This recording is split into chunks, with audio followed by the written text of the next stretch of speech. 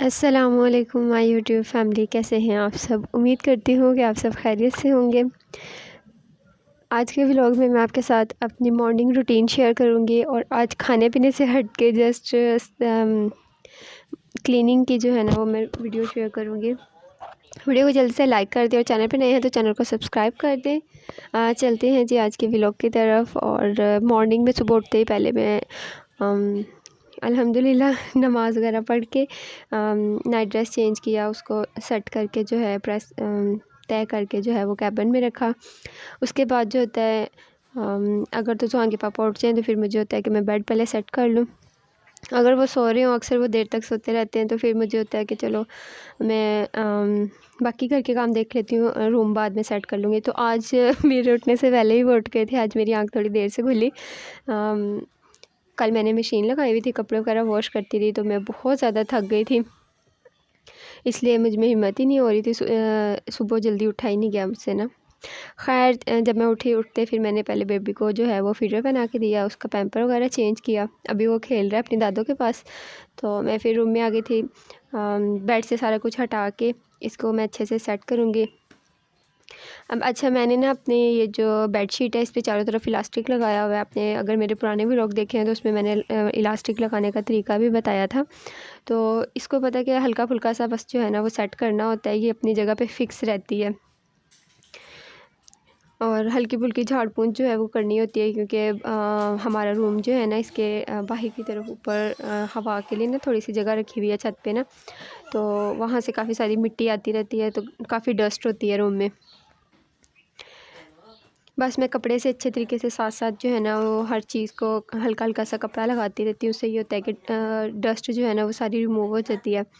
Then उसके बाद मुझे ब्लैंकेट जो है ना उसको अरेंज करके बेड पे ही रखना अच्छा लगता है। कुछ लोग जो होते हैं वो अपने रज़ाई, कंबल वगैरह या जो भी मतलब वो ओढ़ते हैं उसको वो तह वगैरह लगा के समेट के तो किसी दूसरे सेपरेट रूम में या कहीं भी रख देते हैं साइड पे ना, या कुछ लोग तो कैबिनेट में भी रखते हैं। लेकिन मुझे अच्छा लगता है कि मैं इसको ऑर्गेनाइज़ करूँ, अपने बेड पे सेट करूँ। तो मैं इसको पूरे बेड पे बिछा के और थोड़ा सा जो है ना वो फ़ोल्ड कर देती हूँ। मुझे तो इस तरह से अच्छा लगता है। मेरी शादी को 4 साल हो गए हैं। ये कंबल मेरा तब से ही यूज़ हो रहा है और विंटर के शुरू में हम लोग इसको यूज़ करते हैं, लेकिन जब ज़्यादा ठंड हो जाती है फिर हम लोग रज़ाइयाँ इस्तेमाल करते हैं। और बेसिकली मैं जो हूँ वो देसी फैमिली से बिलोंग करती हूँ, तो मेरी मम्मा ने मुझे जहेज़ पे बहुत सारी रज़ाइयाँ जो है ना वो बना के दी हैं, तो वो भी तो सारी बातें यूज़ करनी ही है। तो लास्ट नाइट काफ़ी ठंडक महसूस हो रही थी, कंबल में भी पाँव जो थे ना वो सुन्न हुए हुए थे। तो आज मेरा इरादा है कि अगर धूप निकलती है फिर मैं जो है वो रज़ाइयों वगैरह को निकाल के ना तो उनको धूप लगवाऊँगी। साल भर आपको पता है बिस्तर रखे रहते हैं तो उनमें अजीब सी स्मेल आने लगती है। कुछ लोग तो बड़ा ही एहतियात करते हैं। मेरी सासू माँ बताती हैं, उनकी जो सास थी ना वो, बल्कि उनकी जो वालदा थी वो ना ये जो गोलियाँ मिलती हैं ना, क्या उसको बोलते हैं, फ़रनैल की गोलियाँ, वो ला के ना पैकेट समेत उसको रख देती थी बिस्तर में, फिर ना स्मेल नहीं थी आती उससे, बिस्तर ख़राब भी नहीं थे होते और स्मेल भी नहीं थी आती। तो हम लोग तो बस ऐसे ही रख देते हैं, हमें ना किसी ने बताया ना हमने कभी किया। उसके अलावा ये मेरे बेबी के कपड़े मैंने ना साथ में स्पिनर भी लगाई होती है, तो कपड़े साथ साथ स्पिन होते रहते हैं, तो साथ में उनको फैला भी देती हूँ। कुछ ड्राई हो जाते हैं, कुछ होने वाले होते हैं। तो मेरा बेटा जूतों समेत ही सोफ़े पे चढ़ा हुआ है। बच्चों को इस तरह लाडियाँ आ रही होती है जब माँ काम कर रही हो ना। तो मैंने इसके कपड़े रात में जो थे वो ले आई थी छत से, तो मैंने यहाँ पे सोफ़े पे फैलाए हुए थे। अभी इनको जो है वो समेट लूँगी साथ साथ। आप चलते फिरते साथ साथ सारी चीज़ें समेटते रहो तो फिर आपके ऊपर बर्डन नहीं होता है। एक ही दफ़ा सारा काम करना हो तो थक भी जाते हैं। मैं तो थक जाती हूँ। वैसे तो मैं इतनी नहीं थकती, अल्हम्दुलिल्लाह मैं हेल्दी हूँ, लेकिन सुस्ती आ जाती है ना।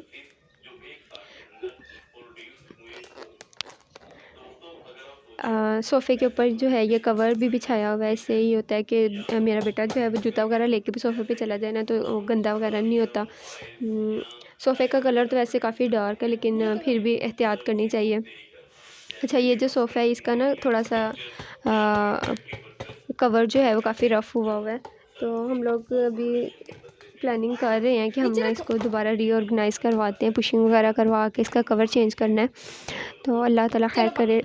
ये मेरी वैसे सासू मॉम का है, तो अभी इसको हमने सेट करवाना है।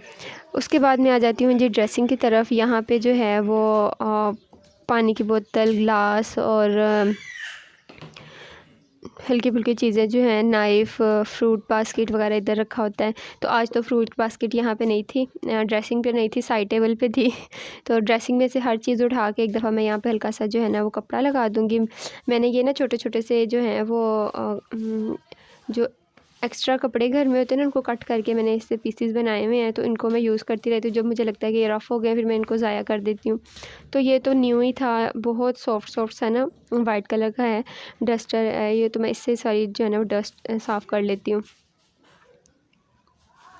मैं फ़र्स्ट टाइम जो है वो इस तरह की वीडियो बना रही हूँ, काफ़ी मैं कंफ्यूज़ हो रही थी। मैं कोशिश कर रही थी कि मैं कैमरे में ना आऊँ, लेकिन फिर भी ज़ाहिर बात है जब आप काम कर रहे होते हो तो थोड़ा बहुत कैमरे में कैप्चर हो जाता। उसके अलावा ज़ुहान के पापा का जो है वो हेलमेट और उनका ये ऑफ़िस बैग ये भी यहीं पे रखे होते हैं।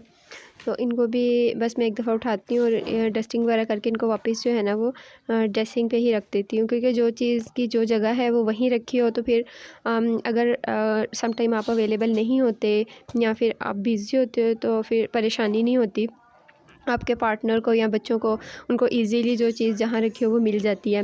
उसके बाद आ जाती है जी साइड टेबल की बारी। ये साइड टेबल मेरा है और इस पे थोड़ी सी ज़्यादा गंदगी होगी, क्योंकि मेरे साथ मेरा बेटा भी इसी साइड पे होता है, तो उसको चीज़ें ऊपर नीचे करता रहता है। जब तक उसको नींद नहीं आती इन्हीं चीज़ों के साथ खेल रहा होता है। ये मेरे बेटे की बुक्स है जो उसने सारी जो है ना वो ख़राब कर दी हैं। ये मैंने ऑनलाइन मंगवाई थी। इंस्टाग्राम पे एक पेज है, वो लोग ऑनलाइन जो है ना वो बच्चों की बुक सेल करते हैं। तो ये काफ़ी अच्छा सेट था। इसमें इंग्लिश अल्फ़ाबेट्स हैं, उर्दू का है और मैथ्स के हैं। उसके अलावा कलरिंग बुक है, ये शेप के लिए अलग-अलग ना 4 पेजेस की जो है ना इन्होंने बुक्स बनाई हुई हैं। ये 11 बुक्स थी और इसके अंदर 2 जो थे ना वो नॉन परमानेंट जो मार्कर होते हैं ना वो थे बच्चों के लिए, कि बच्चों को ना पेंसिल ग्रिप करना जो है ना वो आ जाए। तो मेरे बेटे ने माशाल्लाह पेंसिल ग्रिप करना तो खुद से ही सीख लिया। हम लोग इतने हैरान थे, एक दिन भी नहीं हमने उसको बिठाया या सिखाया। अपने चाचू के पास खेलता खेलता उसके चाचू पाड़े होते थे तो उनको देखते कि इसने भी सीख लिया खुद से ही ना पेंसिल पकड़ना। इतनी प्यारी पेंसिल पकड़ता है, अभी लिखता नहीं है लेकिन पेंसिल पकड़ना सीख लिया उसने। उसके अलावा ये जो अलमारी है छोटी सी, यहाँ पे मेरी जो ज़्यादा ज़रूरत की चीज़ें हैं ना वो मैंने यहाँ पे रखी होती हैं कि फ़ौरन से मैं यहाँ पे अचानक से उठाऊँ और उनको यूज़ कर लूँ। ये है NL33। ये मेरे बेटे को जब बहुत ज़्यादा मसला होता है इसका ना डायरिया का, इसको छोटे होते से काफ़ी मसला है, लूज़ मोशन वगैरह इसको होते हैं, तो फिर हम इसको ये यूज़ करवाते थे। अभी नहीं, छोटा था तब, और वो भी डॉक्टर की प्रिस्क्रिप्शन पे, हम लोग खुद से नहीं यूज़ करवाते थे, ठीक है। तो मेडिसिन जो है ये भी एक मेडिसिन है, ये दूध नहीं है, ये मेडिसिन है। तो ये डॉक्टर के हिदायत के बगैर आपने कभी भी बच्चे को या बड़ों को किसी को भी कोई मेडिसिन यूज़, सेल्फ मेडिकेशन ना किया करें, ठीक है। खैर उसके अलावा ये जो है ये बोटल्स ना मुझे अम्मी की तरफ मैं गई थी तो मुझे अच्छी लगी तो मैं वहाँ से ले आई थी। तो इसमें मैं ना ड्राई चीज़ें जो होती हैं ना, जैसे मैक्रोनी वगैरह, या फिर मेरे बेटे के लिए आते हैं जो घर पे पॉप्स बनाते हैं ना वो आते हैं। तो जो चीज़ें इस तरह की ड्राई होती हैं उनको फ़िल करके रखना होता है, तो मैं इसमें फ़िल करके ना तो इनको रख देती हूँ। ये बड़ी प्यारी लगती हैं रखी हुई ना, अगर फुल फ़िल हुई हों। अभी तो ये यूज़ होगी हुई हैं। बस हल्की फुल्की जो है ना ऊपर वाले हिस्से की पे मैं डस्टिंग कर दूँगी। और इस तरफ जो है वो मैंने ना शीशे के बाउल और उनमें थोड़ी सी वो जो होती हैं कप रखे हुए हैं, थोड़े 2-3 बाउल रखे हुए हैं, प्यालियाँ रखी हुई हैं, 2-3 प्यालियाँ कह रही हूँ सॉरी, कटोरियाँ रखी हुई हैं। तो ये जो है ना ये अक्सर नाश्ते में मुझे चाहिए होती हैं, या उसके अलावा वीडियो शूट में चाहिए होती है। तो ये भी मैंने यहीं पे सेट की हुई हैं ताकि ज़रूरत के टाइम पे मुझे मिल जाए फ़ौरन से। और ये जो बास्केट है ये फ्रूट बास्केट है और इसमें काफ़ी ज़्यादा मैस हुआ है। रात में ज़ुहान के पापा पीनट लेके आए थे, वो हमने खाई, वो सारी इसमें मिक्स हुई है। उसके अलावा मैंने ना ये मौसम्मी जो होती है ना उसके छिलके सुखाने के लिए छत पे रखे थे, तो मैं लेके आई थी रात के टाइम ना इसको। मैंने कहा ये ना ओस से फिर दोबारा से गीले हो जाएंगे, तो मैं इसको ले आई थी। मेरे बेटे ने सारा कुछ मिक्स कर दिया, साइड टेबल पे रखा हुआ था ये भी। तो अभी मैं फिर से इनको जो है ना वो निकाल के एक ये सिल्वर स्टील की जो प्लेट होती है ना इसमें रख कर इसको मैं धूप में रखूँगी। अक्सर लोगों को मैंने देखा है वो किन्नू के छिलके या ये सुखाते हैं तो उन्होंने बास्केट जो होती है ना प्लास्टिक की बास्केट उसमें रखा होता है। तो मैं तो अवॉइड करती हूँ कि धूप में आप प्लास्टिक की चीज़ को रखो, केमिकल होते हैं तो वो नहीं, मेरे ख़्याल से तो नहीं सही। सिल्वर के या स्टील के बर्तन धूप में रखने के लिए बेस्ट होते हैं। कोई इनका नुकसान वगैरह नहीं होता। बास्केट को अच्छे तरीके से साफ़ करूँगी और इसको मैं साइड टेबल पे ही रख दूँगी। इसमें अल्हम्दुलिल्लाह डेली का जो फ्रूट आता है वो वॉश वगैरह करके जो हम लोगों का होता है ना हाफ़, मतलब हम हाफ़ यूज़ करते हैं, तो हम अपने रूम में रख लेते हैं अपना, क्योंकि बच्चा मेरा छोटा सा है, उसकी कंज्यूमिंग बहुत कम है, उसके पीछे फिर के उसको खिलाना पड़ता है। तो फिर उसके लिए जो होता है मेरी कोशिश होती है कि मैं उसका रख लूँ, जब उसको भूख हो उस टाइम पे उसको अवेलेबल हो चीज़। बस यही थी जी मेरी मॉर्निंग की छोटी सी रूटीन। अगर आप वीडियो को लाइक करेंगे तो फिर मैं मज़ीद इसी तरह के जो है ना टॉपिक पे वीडियोस बनाऊंगी क्लीनिंग वगैरह के। एंड वीडियो को लाइक कर दें। Thanks for watching. Stay connected. अल्लाह हाफिज़।